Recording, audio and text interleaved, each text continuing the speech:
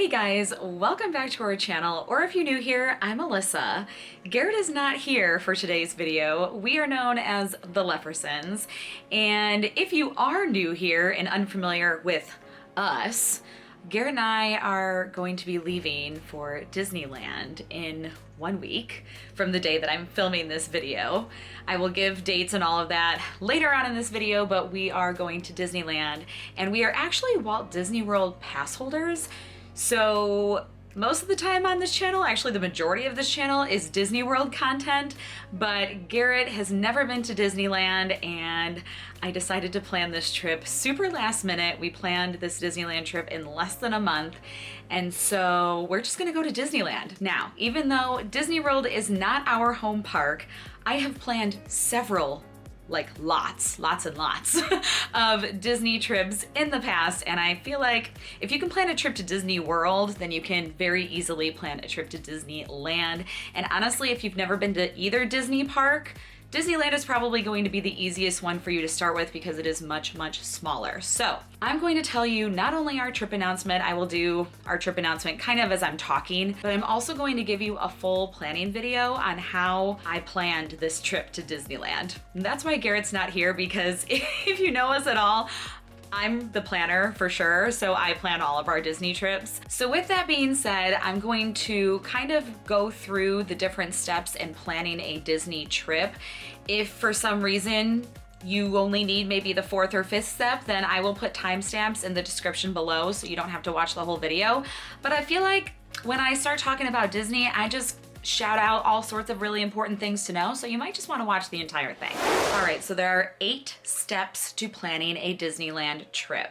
And the first step is going to be your budget. I'm going to go through the steps and then I'll actually talk about them. So your budget, when to go, when are you going to go to Disneyland, how long you are going to go for, flights, hotel, park tickets, Genie Plus, all of that, transportation, and dining reservations. We're gonna go through all of those things in order, but I will say, like, when you're planning your trip, you may kind of go a little out of order. You kind of might do a lot of these at the same time. So all of this is going to be informational. To start off with, we're going to talk about budget. If you've never been to Disney, you should know that going to Disney is not an affordable vacation. Going to Disney is expensive. You have to budget for it. You need to plan for it. You have to know how much you're going to spend before booking everything. So I will just say, for your budget, I would totally figure out how much park tickets are going to be for you, how much flight and hotel, kind of price all that out, an approximate price before you book anything, just to make sure that you can afford it and you can save for it before your actual trip. A lot of you guys have asked how we budget for our Disney trips.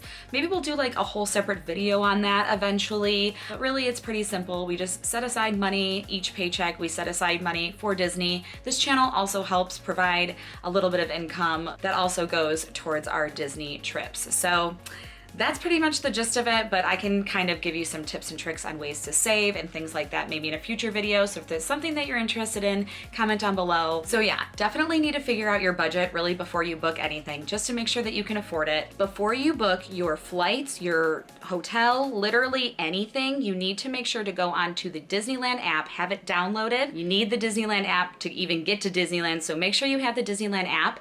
And you also need to make sure that whenever you decide that you want to go, you need to make sure that there is park pass availability. Disneyland is on a park pass system where you have to not only buy tickets, but reserve a park pass reservations for every specific date. So you want to make sure that there is availability before you plan your trip. And then you're going to want to figure out when you want to go to Disney. That's the big question of the day, is when should we actually go to Disneyland? I will just say, with any Disney vacation, the more crowded times to go are the times when kids are out of school, holiday breaks, summer. So spring break, Christmas break, any long weekends like Labor Day, Memorial Day, Columbus Day. There are random 3-day weekends throughout the year where Disney parks will also be very busy. Specifically with Disneyland, any weekend is typically busier than a weekday, because if you are unfamiliar with Disneyland, It is kind of like a local park. A lot of the locals go to Disneyland, and most of the locals probably work during the week, so they go on the weekends. So you will definitely find Disneyland busier on the weekends. So if you could go kind of in between those school breaks and also on a weekday, those are like the least crowded times to go. I will put in the description down below a crowd calendar. Now this could be accurate or could not be accurate because of COVID right now, so just take everything I say with a grain of salt, honestly. Disney's kind of always crowded these days, but the crowd calendar might help you out, figure out when you want to go a little bit better. So in case if you're wondering when we chose to go, if you're new here and not familiar, my husband and I are both in education, so unfortunately every time we go to Disney is during a busy holiday weekend. If you guys want to see vlogs on what it's like during busy, crazy times at Disney World, you can watch a ton of our vlogs that I'll put a playlist down below if you want to check that out. But basically, we can only go either on the weekends, like a long weekend, or a break, Christmas break, spring break, summer break. So we actually decided to go on an off long weekend, which is literally a week from today, February 4th through February 7th. We are taking one of our very 3 precious personal days.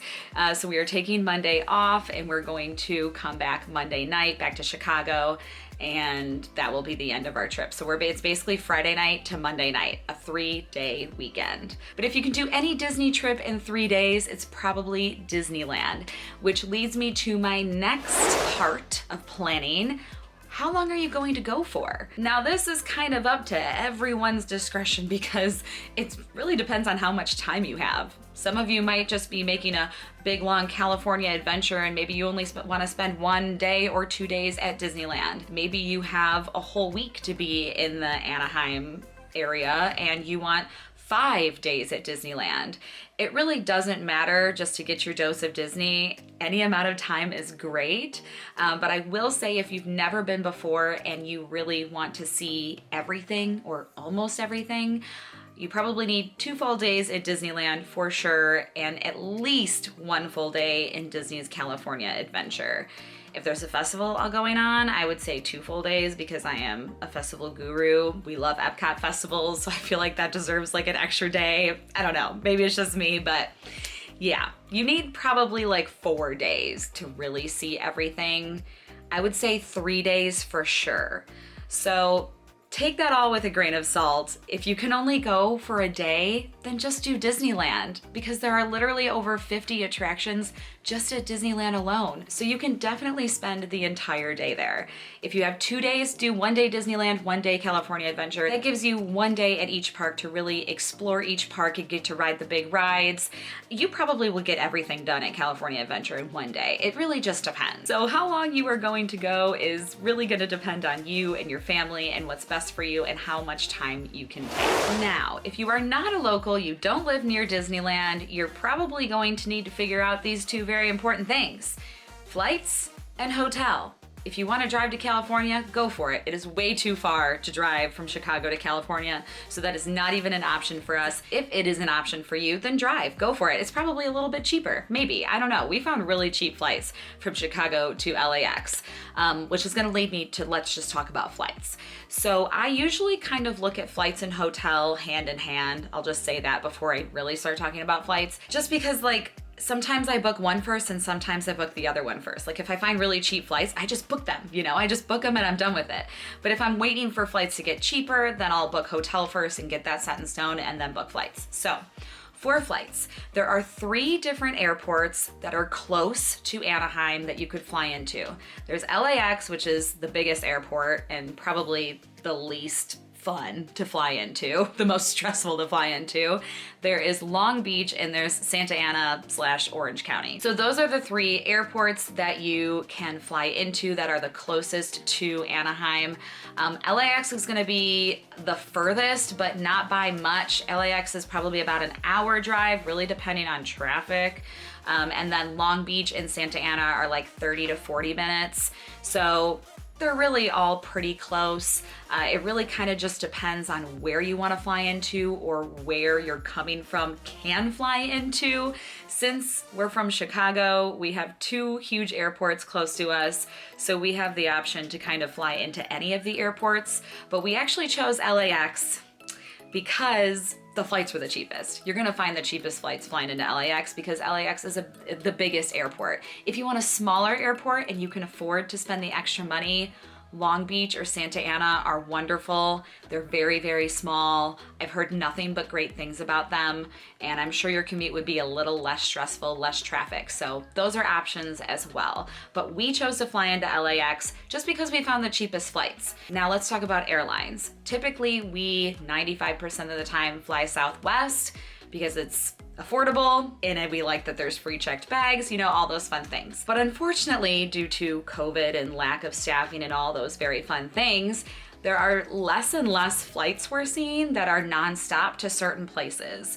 So the nonstop flight leaving from Chicago to LAX was not gonna leave until like 10 o'clock at night. So we're actually flying American Airlines there, and we're flying Southwest back just because of the times just worked out better. And since we're literally only 30 minutes from one airport and 40 minutes from a different one, so it doesn't really matter which one we fly out of.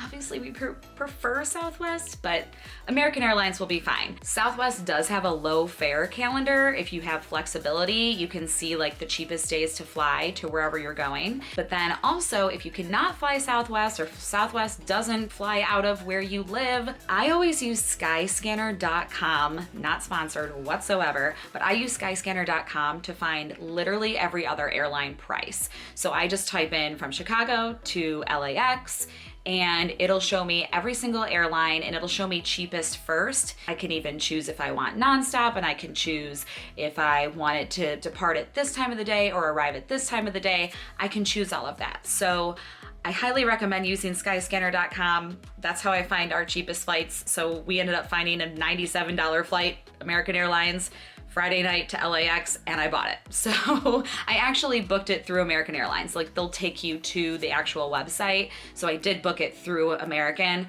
but I found the price on Skyscanner. So there's that. Okay, next up on the agenda, you've booked your flights. Now you need a place to stay. And honestly, this was the most stressful part of planning the Disneyland trip, I would say, by far, because there are so many resorts, hotels, motels, literally so many within walking distance of Disneyland, within 5 minutes of Disneyland, within 20 minutes of Disneyland. There's so many. I didn't know what to do. I, of course, reached out to you guys on Instagram, and you guys were able to tell me some really awesome budget-friendly recommendations, which I will share the top 10 recommendations in just a minute. But I do want to say that there are 3 Disney resorts on Disney property, and those 3 resorts are the Grand Californian, Paradise Pier, and the Disneyland Hotel. If you're familiar with Disney World resorts, I would consider all 3 of the Disneyland resorts to be in the deluxe price range. So I think like the cheapest was Paradise Pier for the dates that we were going, and they were maybe $360 a night, and that was like a discount because it was a less busy weekend. Little out of our price range for us, honestly. I mean, we typically stay at value or moderate resorts at Disney World, so it was just way out of our price range to stay at any of those resorts. I mean, the Grand Californian was like over $600 a night. I'd love to stay there. That'd be a dream come true, but I cannot afford that. So if you can afford to stay on Disney property, go for it, because you will be so close to everything. I've heard they're all amazing. I've watched vlogs on them all. They all look absolutely incredible. But if you can't, that's okay, because you will still be so close to the Disney magic for so much less money. So basically, our budget, we decided, was gonna be no more than $200 a night, and that's what we wanted to spend. And then we just reached out to you guys. I put a little questionnaire on our Instagram, which if you're not following us on Instagram, it's the Leffersons. I'll have Garrett put it right here. But we reached out on Instagram, and you guys told me so many different recommendations. Thank you so much to all of my Disneyland gurus out there. So I'm just gonna read off the top 10 on the list that I have, and this is in no particular order whatsoever. We have Anaheim Majestic Gardens, Best Western Park Place Inn, Howard Johnson, the Anaheim Hotel, Tropicana, Hilton at the Convention Center, Best Western Stovall's Inn, Grand Legacy, the Candy Cane Inn, which is currently closed, and Parkview Inn. Those were the top recommendations, again, in no particular order, that you guys suggested to us. So thank you so much. So literally, this is the part where Garrett did provide a little bit of input. We actually went through every single one of these top 10s, and we looked at their websites, figured out their pricing, looked at hotel pictures, read reviews, and then we also watched YouTube videos. Obviously, we have a YouTube channel, so that also means that we watch YouTube as well. So we watched a lot of YouTube videos of different reviews, room tours, resort tours. Highly recommend doing that if you're stuck between 2 or 3 different hotels. And after all of that, we were kind of down to a few different ones. The one that we really wanted to book was the Best Western Park Place Inn, because that was literally right across the street from the Disneyland entrance, but it was booked for the time that we were going to be there because, you know, I planned this trip in less than a month. So we decided to go with our second choice, which is the Anaheim Hotel. Now, I feel like I have heard a few like mixed reviews about the Anaheim Hotel, but so many of you suggested it to me, and I trust you guys. Like, I trust you, okay? So I'm trusting you with your knowledge on the Anaheim Hotel. And also, we watched videos on it, and it just looks adorable, and it totally looks like our vibe.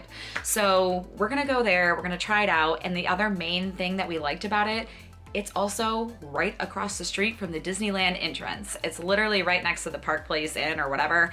So it's right across the street. It's gonna be a 5 to 7 minute walk to the Disneyland gates. I mean, when you're only there for a short weekend, we wanted to be close. We wanted to be close and less walking like at night coming back, because you all know that like end of the night Disney walk is really, really rough. So we wanted the least amount of walking at the end of the night.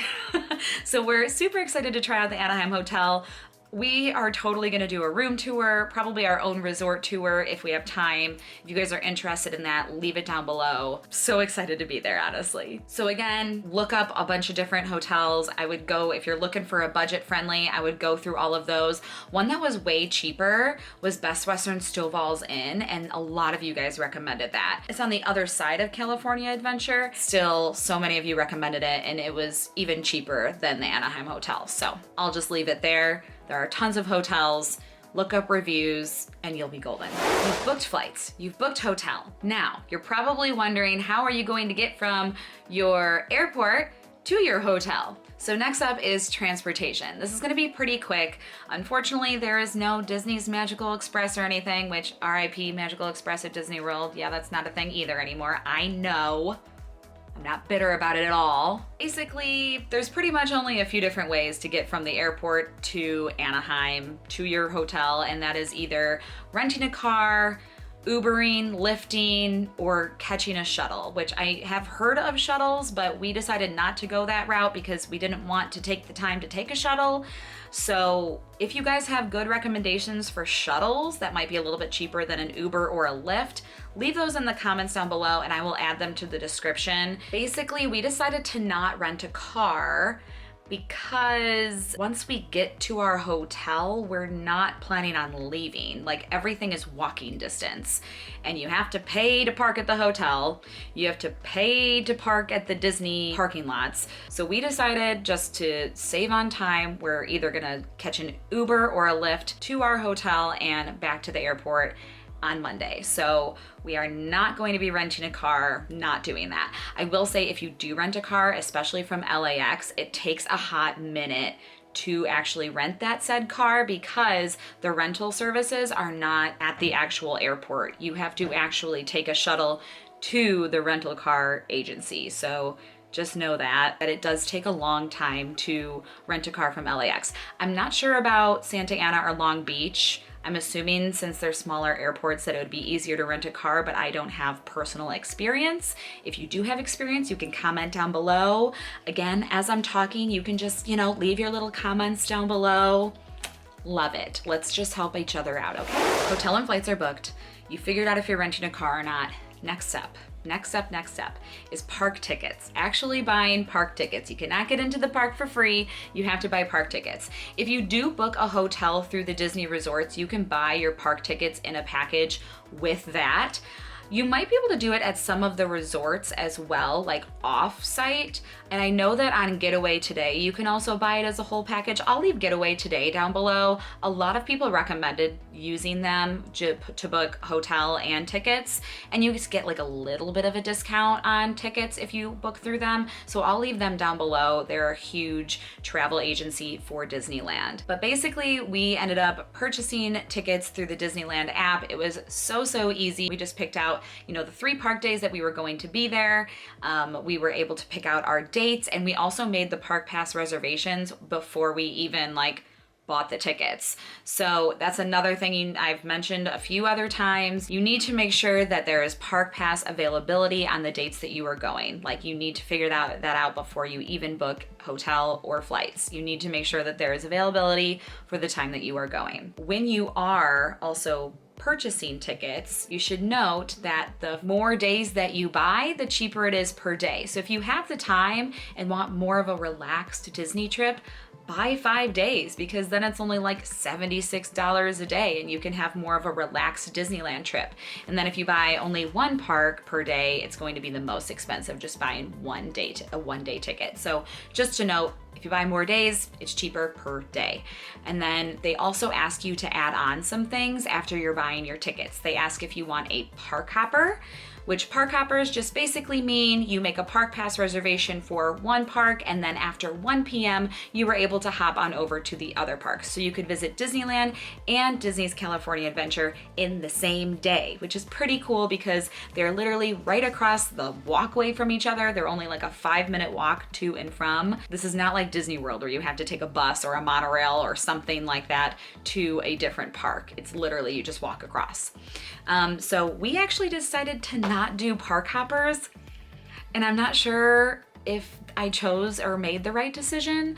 I asked you guys if we should have done a park hopper, and it was literally split down the middle. Half of you were like, get park hoppers, you won't regret it. And the other people were like, you won't need park hoppers, it was a waste of money.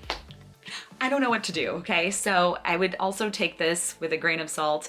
We decided to not do park hoppers just to save on the money. I think if we were to have 3 full days, I would have chosen the hopper, because then that last day I would maybe choose Disneyland and DCA, like split it down the middle. I don't know though. I do think we may end up upgrading to park hoppers when we get there, which is another fun thing.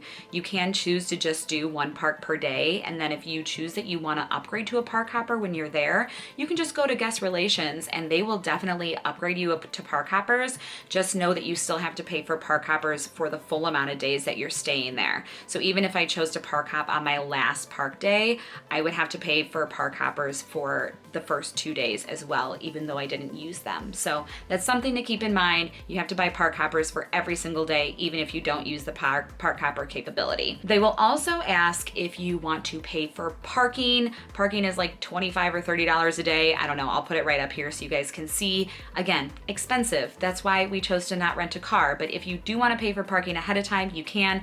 I don't think you get a discount for booking it ahead of time, but it's there if you want to just pay for it all to begin with, if you are going to be driving. And the last thing they ask you is if you want to purchase Genie Plus for every day of your trip. Genie Plus is the now new paid Lightning Lane service for Disneyland. It is basically the old Fast Pass system, but now they call it Lightning Lane and Genie Plus. It is $20 a day per person, so it's expensive. That also includes Photo Pass, which is nice for Disneyland. But basically it allows you to skip the line. And honestly, we are planning to purchase the Genie Plus, but we decided to not purchase it ahead of time, because if you purchase it ahead of time, you have to purchase Genie Plus for every single day you are going. And we don't know if we're gonna need it for every single day that we're going. So we're just going to purchase it when we enter the park. So we are going to be sharing our experience with Lightning Lane and Genie Plus with all of you. There's also the individual Lightning Lanes, which are for Rise the Resistance, Spider-Man web slingers, and Radiator Spring Racers, which you pay individually just to get a fast pass or a lightning lane for that actual ride. So there are some added costs if you want to skip the line. Just keep that in mind. I will say if you're going during an off time, you probably don't need it. There are so many attractions at Disneyland and DCA that you can just go by wait times, and you can also rope drop in the morning for those hot ticket rides, stay until the end of the night when the wait times get a lot shorter. Mornings and nights are literally the best times for wait times. They are the lowest because there's not as many people in the park. So if you don't want to buy Genie Plus, it's not the end of the world. You're going to be able to still ride everything. You just have to wait in the long lines. Maybe not that long. You really never know. So in case if you're wondering, I already said we are doing 3 park days. We did not choose Park Hopper. We are not paying for parking. We did not do Genie Plus as of yet, but we're going to probably purchase it for at least 1 or 2 of the days. And we made our Park Pass reservations. So on Saturday the 5th, we are going to be in Disneyland. Obviously, you have to start with Disneyland. On Sunday the 6th, we are going to be in Disney's California Adventure. And on Monday the 7th, when we leave, we are going to be back at Disneyland. Again, I don't know. We'll see what happens. We'll see if we end up choosing to do Park Hoppers. I know the Lunar New Year is going on right now, so there's a festival going on at DCA, and I'm like, ooh, like the Epcot girl in me is like, I want to be at that festival every day, you know? But I know it's much smaller than Epcot, so I can't get too ahead of myself, right? So last on our list to really talk about is making dining reservations. Once everything is pretty much booked, you can make dining reservations. If you want to eat at any of the sit-down restaurants, you should. It's recommended to have a dining reservation. You can book dining reservations 60 days out. And if you want to eat at the fanciest, most popular restaurants, you really do need to be there 60 days out to book those dining reservations. Dining reservations open up on that 60-day mark at 3 a.m. Pacific Standard Time. So you've got to get up early. I mean, it's easier for us that are in Central Standard, but still, it's early. So you will have to get up early if you want the hot ticket item restaurants. You can book dining reservations on the My Disney Experience app, on the Disneyland app. Once again, you can also go onto the Disneyland website and book them there as well, but I find it so much easier to just book them on the Disneyland app. So here are the restaurants that people recommended to us. I'm gonna read them to you. So in Disneyland, Blue Bayou is the hot ticket restaurant. That is the one that is in Pirates of the Caribbean. If you want that reservation, you gotta be there right at 3 a.m. There's also Cafe Orleans and Carnation Cafe, specifically for breakfast, everyone said, Carnation Cafe. So those are the 3 top restaurants that were recommended to us in Disneyland. And then DCA was Lamplight Lounge, which we don't have a reservation for, but we are going to try to find one. It's only a week away, but we're gonna try to find one. And then Carthay Circle was another one. I will say, like, if you miss that 60-day mark, the other best time to look for reservations is the day before you're going, because that's when people cancel their reservations. People plan, then they change their plans. That's the best time. So we're hoping like maybe the day before Lamplight Lounge will just appear and we'll be like, yay, and we'll eat there. But other than that, we don't have any dining reservations. So many of you said that the quick service is amazing. So we are going to try a ton of snacks and quick service locations. If you want to see just a video on like the Disneyland food that we try, leave that comment down below. Otherwise, we'll share everything that we try with you in just our typical Disneyland and DCA vlogs. But yeah, we decided to not do any reservations. We're just gonna go with the flow. So yeah, that is basically how I planned our Disneyland vacation. I pretty much always take those steps when planning any Disney trip. Disney World, there's a lot more that go into it because there's more parks and there's more restaurants and more resorts and just a lot. There's a lot that goes into Disney World. So I will do a separate video on Disney World if you guys liked this. Let me know down below if this was helpful, if you learned anything. Also, let me know down below and let those watching know down below. Do you have a specific favorite resort that you like to stay at, or a hotel? Is there a specific restaurant or a snack that you love to try? Just let us know any tips and tricks you guys have down below. All my Disneyland guru buddies, I'm asking you, and I am so excited to be able to provide all of those tips and tricks once we come back. So I'm just really excited to go. Garrett is super duper pumped to go for the very first time. We're just so excited. So I hope that this video was super helpful for you. I hope that you learned something. Thank you guys so much for watching. If you enjoyed it, please give it that big thumbs up. That helps out our channel and the algorithm so much. Leave a comment down below. Let us know what you thought about this video and if you have a Disneyland trip planned, and subscribe for more Disney content, and we will see you all real soon. Bye guys!